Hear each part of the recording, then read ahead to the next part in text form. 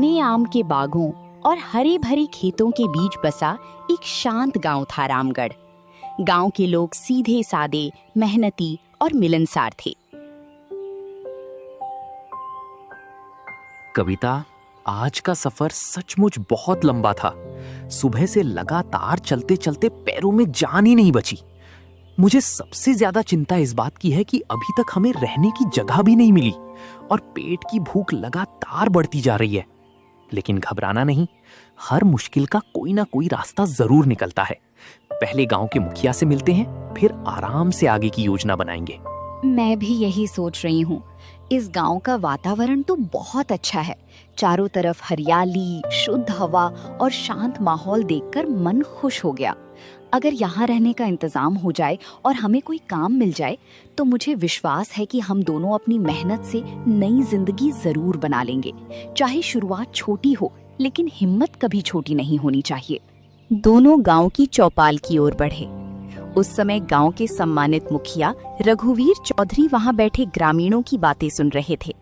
आओ बेटा, स्वागत है। तुम दोनों इस गांव में पहली बार आए हो, ये तो तुम्हारे चेहरे से ही समझ में आ रहा है। घबराओ मत, हमारे गांव में जो भी मेहनत करने आता है उसे हम अपना ही परिवार मानते हैं। पहले आराम से बैठो, पानी पियो और फिर बताओ कि किस काम से यहाँ आए हो। मुखिया जी, मेरा नाम विक्रम है और ये मेरी पत्नी कविता है। हमने शहर छोड़ दिया है क्योंकि वहाँ रोजी रोटी की बहुत परेशानी हो गई थी। अब हम किसी शांत जगह पर मेहनत करके अपना जीवन बिताना चाहते हैं। बेटा, भगवान मेहनती लोगों का साथ कभी नहीं छोड़ता। गांव के पश्चिम वाले हिस्से में पंचायत का एक नया मकान खाली पड़ा है। तुम दोनों वहीं रह सकते हो। किराए की चिंता मत करो। पहले अपने पैर जमा लो, फिर धीरे धीरे सब ठीक हो जाएगा। जहां तक काम की बात है, यहाँ लोग खेती करते हैं। मुखिया की बात सुनकर दोनों के चेहरे पर मुस्कान लौट आई। उन्होंने धन्यवाद दिया और नए मकान की ओर चल पड़े। घर छोटा था, लेकिन साफ सुथरा और मजबूत था। खिड़की से ठंडी हवा आ रही थी। कई दिनों बाद दोनों को सुकून महसूस हुआ। आज इतना थक गया हूँ कि अभी खाना बनाने की ताकत भी नहीं बची। याद है, शहर से निकलते समय मैंने मसालेदार चाउमीन के कई पैकेट रख लिए थे। बिल्कुल, मैं अभी चूल्हा जलाती हूँ। वैसे भी ये चाउमीन बहुत जल्दी बन जाती है, लेकिन मैं इसमें अपनी तरफ से थोड़ा प्याज, हरी मिर्च, टमाटर और घर का मसाला भी डालूंगी। इससे स्वाद और भी बढ़ जाएगा। अगर कभी हमें यही बनाकर बेचना पड़ा तो लोगों को ऐसा स्वाद मिलेगा जिसे वे आसानी से भूल नहीं पाएंगे। कुछ ही देर में मिट्टी के चूल्हे पर कढ़ाई चढ़ गई। तेल गर्म हुआ, उसमें प्याज और मसाले भुनने लगे। खुशबू पूरे घर में फैल गई। धीरे धीरे वही सुगंध बाहर तक पहुंचने लगी। उसी समय पड़ोस में रहने वाली महिला गौरी उस खुशबू से आकर्षित होकर उनके घर पहुंची। अरे बहन, नमस्ते। मैं बिना बुलाए आ गई, उसके लिए माफ करना। लेकिन तुम्हारे घर से ऐसी लाजवाब खुशबू आ रही थी कि खुद को रोक ही नहीं पाई। हमारे गांव में तो ऐसी महक कभी महसूस नहीं हुई। ऐसा लग रहा है जैसे कोई नया और खास पकवान बन रहा हो। अगर तुम्हें बुरा ना लगे तो मुझे भी बताओ कि आखिर ये क्या बन रहा है। अरे नहीं बहन, इसमें माफी मांगने जैसी कोई बात नहीं है। हम तो आज ही इस गांव में आए हैं। ये चाउमीन है जिसे शहरों में लोग बड़े शौक से खाते हैं।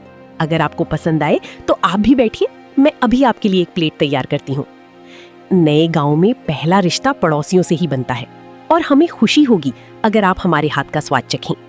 गौरी ने चाउमीन का आखिरी निवाला खाया, फिर कुछ पल तक बिना कुछ बोले बैठी रही। उसके चेहरे की खुशी साफ बता रही थी कि उसने ऐसा स्वाद पहले कभी नहीं चखा था। विक्रम और कविता उत्सुकता से उसकी प्रतिक्रिया का इंतजार करने लगे। कविता बहन, सच कहूँ तो मैंने अपने जीवन में पहली बार ऐसा व्यंजन खाया है। इसमें मसालों की खुशबू भी है, सब्जियों का स्वाद भी है और पेट भी भर जाता है। हमारे गांव में लोग सुबह से शाम तक खेतों में मेहनत करते हैं। कई बार उन्हें बीच बीच में भूख लग जाती है, लेकिन यहाँ कोई ऐसी जगह नहीं है जहाँ तुरंत कुछ स्वादिष्ट मिल सके। तुम्हारी बात सुनकर मेरे मन में भी उम्मीद की एक नई किरण जगी है। सच कहूँ तो शहर छोड़ते समय मैंने कभी नहीं सोचा था कि एक दिन चाउमीन हमारे जीवन का सहारा बनेगी। लेकिन मन में एक डर भी है। गांव के लोग वर्षों से पारंपरिक भोजन खाते आए हैं। विक्रम जी, सफलता हमेशा पहले कदम से शुरू होती है। अगर हम डर कर बैठ जाएंगे तो कभी कुछ नया नहीं कर पाएंगे। आपने खुद कहा था कि मेहनत करने वाले इंसान को भगवान कभी निराश नहीं करता। उस रात तीनों ने देर तक बातें की। अगले दिन से नई शुरुआत करने का निर्णय हो चुका था। सुबह सूरज निकलने से पहले ही विक्रम उठ गया। उसने पुरानी लकड़ी के तख्तों से एक छोटा सा ठेला तैयार किया। कुछ देर बाद गांव की चौपाल के पास पहली बार चाउमीन का ठेला खड़ा था। गरम कढ़ाई में तेल पड़ा, प्याज, शिमला मिर्च, पत्ता गोभी और मसालों की खुशबू हवा में फैलने लगी। गांव के लोग रुक रुक कर ठेले को देखने लगे। अरे भाई, आज चौपाल के पास ये नया ठेला किसका लग गया? मैं सुबह खेत की ओर जा रहा था, तभी यहाँ से ऐसी खुशबू आई कि कदम अपने आप रुक गए। दूर से देखने पर तो लग रहा है जैसे कोई रंग बिरंगी सब्जियां और लंबे लंबे धागे जैसी चीजें कढ़ाई में पक रही हैं। भाई, जरा हमें भी बताओ कि आखिर तुम क्या बना रहे हो और क्या ये सच में खाने की चीज है? भैया, आपका स्वागत है। ये चाउमीन है। इसे ताजी सब्जियों, मसालों और खास तरीके से तैयार किया जाता है। शहरों में लोग इसे बड़े शौक से खाते हैं। इसे बनाने में समय भी कम लगता है और स्वाद भी भरपूर मिलता है। अगर आप चाहें तो एक प्लेट चखकर देखिए। अगर पसंद ना आए तो पैसे मत दीजिए, लेकिन मुझे विश्वास है कि एक बार खाने के बाद आप इसका स्वाद जरूर याद रखेंगे। तभी वहां गांव के मुखिया रघुवीर चौधरी भी पहुंच गए। अरे वाह विक्रम बेटा, लगता है तुमने सचमुच अपने हुनर को काम में लगा दिया। दूर से ही इसकी खुशबू मेरे पास पहुंच गई थी। मैं सोच रहा था कि आखिर गांव में इतनी अलग महक कहां से आ रही है। अच्छा, अब पहले मुझे ही एक प्लेट खिलाओ। अगर स्वाद अच्छा हुआ तो मैं पूरे गांव को बताऊंगा कि हमारे गांव में एक नया और मेहनती नौजवान आया है जो अपने हाथों से स्वादिष्ट भोजन बनाता है। मुखिया जी, आपका आशीर्वाद ही हमारे लिए सबसे बड़ी पूंजी है।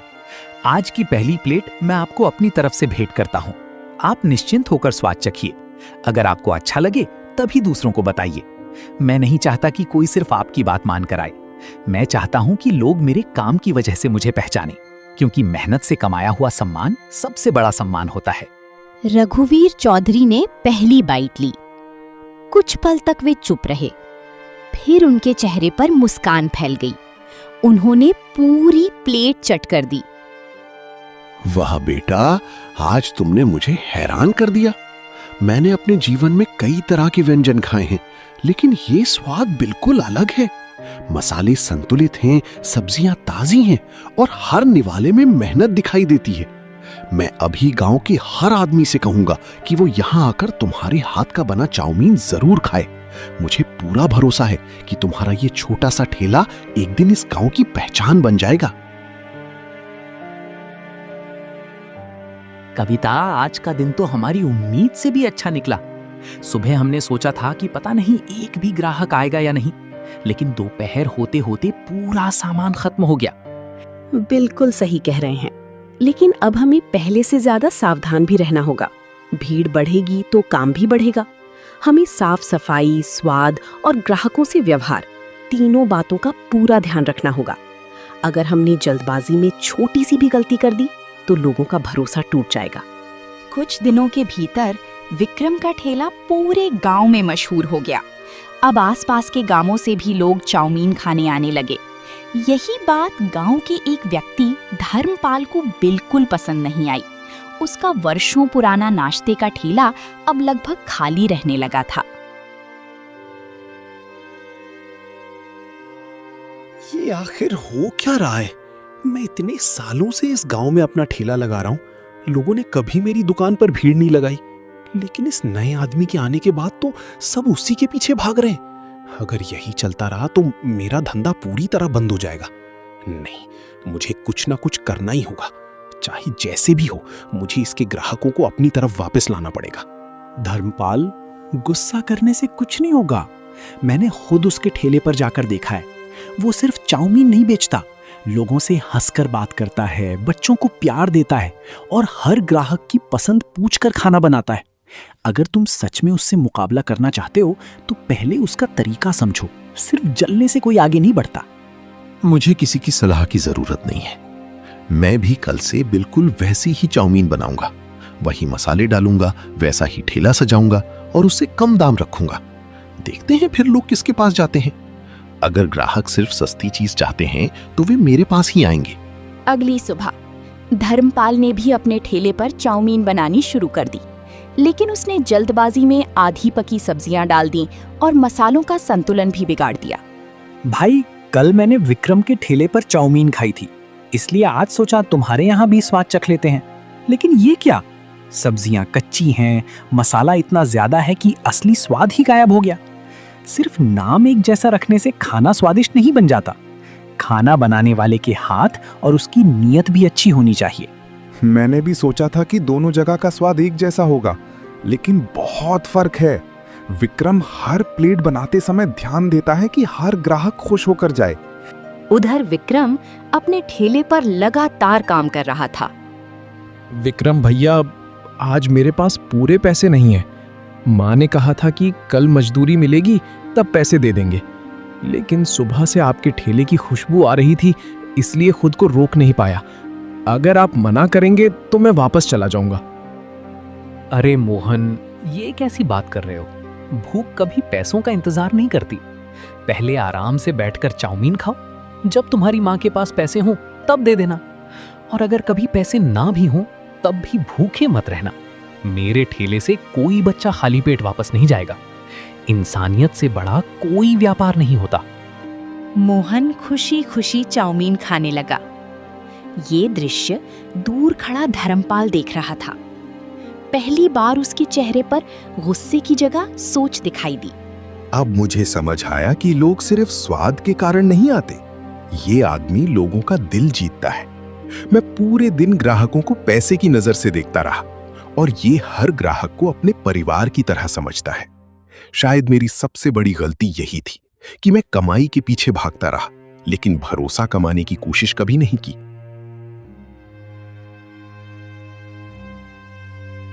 धर्मपाल, अगर सच में आगे बढ़ना चाहते हो तो किसी की नकल मत करो।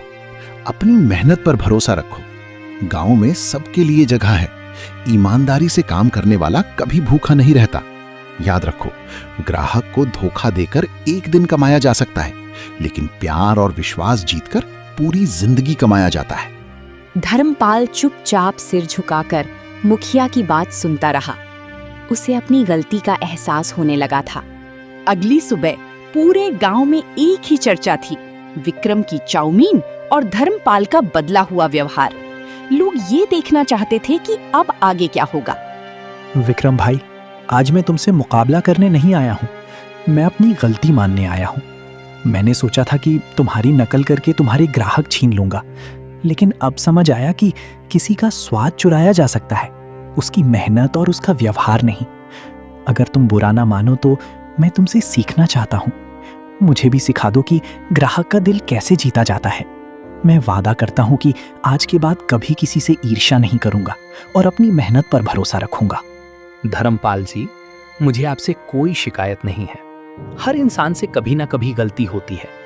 फर्क सिर्फ इतना होता है कि कोई अपनी गलती मान लेता है और कोई पूरी जिंदगी उसे छिपाता रहता है। अगर आप सच में सीखना चाहते हैं तो आज से हम दुश्मन नहीं, दोस्त हैं। मैं आपको चाउमीन बनाना भी सिखाऊंगा और ये भी बताऊंगा कि व्यापार में सबसे बड़ी पूंजी पैसा नहीं बल्कि लोगों का विश्वास होता है। हम दोनों भी जब इस गांव में आए थे तब हमारे पास रहने का ठिकाना तक नहीं था। गांव वालों ने हमें अपनाया, तभी हम यहाँ तक पहुँचे। इसलिए अगर आज हम किसी और की मदद नहीं करेंगे तो हमारी सफलता का कोई मतलब नहीं रहेगा। आइए, आज से हम सब मिलकर ऐसा माहौल बनाएंगे जहाँ कोई किसी से जलने के बजाय एक दूसरे को आगे बढ़ाए। तभी पूरा गांव तरक्की करेगा। कुछ ही दिनों में विक्रम ने धर्मपाल को चाउमीन बनाने की बारीकियां सिखानी शुरू कर दी। कौन सा मसाला कितनी मात्रा में डालना है। धीरे धीरे धर्मपाल का व्यवहार भी बदलने लगा। आज पहली बार मुझे समझ आया कि खाना बनाना सिर्फ पेट भरने का काम नहीं है, बल्कि लोगों के चेहरे पर मुस्कान लाने की जिम्मेदारी भी है। पहले मैं हर ग्राहक को सिर्फ कमाई का जरिया समझता था, लेकिन अब उनकी खुशी देखकर मुझे भी खुशी होती है। विक्रम भाई, आपने मुझे सिर्फ चाउमीन बनाना नहीं सिखाया, बल्कि अच्छा इंसान बनना भी सिखाया है। ये एहसान मैं जिंदगी भर नहीं भूलूंगा। कुछ महीनों बाद गांव की चौपाल पर एक छोटा सा समारोह रखा गया। आज मुझे इस गांव पर गर्व हो रहा है। विक्रम और कविता ने हमें सिखाया कि नया विचार अगर मेहनत और ईमानदारी के साथ अपनाया जाए तो वो पूरे गांव की पहचान बन सकता है। और धर्मपाल ने यह साबित कर दिया कि अपनी गलती स्वीकार करना किसी कमजोरी की नहीं बल्कि एक सच्चे इंसान की निशानी है। पंचायत की ओर से मैं इन तीनों को सम्मानित करता हूं। मुझे विश्वास है कि आने वाली पीढ़ियां भी इनकी कहानी से प्रेरणा लेंगी और हमेशा मेहनत, ईमानदारी तथा आपसी सहयोग का रास्ता चुनेंगी। ये सम्मान सिर्फ मेरा नहीं है, ये इस पूरे गांव का सम्मान है। अगर उस दिन मुखिया जी हमें रहने की जगह ना देते, अगर गौरी बहन हमें हिम्मत ना देती और अगर गांव वाले हमारे काम पर भरोसा ना करते तो शायद आज हम यहाँ खड़े नहीं होते। मैं बस इतना कहना चाहता हूँ कि जिंदगी में कभी काम छोटा नहीं होता। छोटा सिर्फ हमारा सोचने का तरीका हो सकता है। जो इंसान पूरे मन से मेहनत करता है उसके लिए सफलता एक दिन जरूर दरवाजा खोलती है। हेलो दोस्तों, यह वीडियो आपको अच्छा लगा हो तो लाइक करें और चैनल को सब्सक्राइब करें।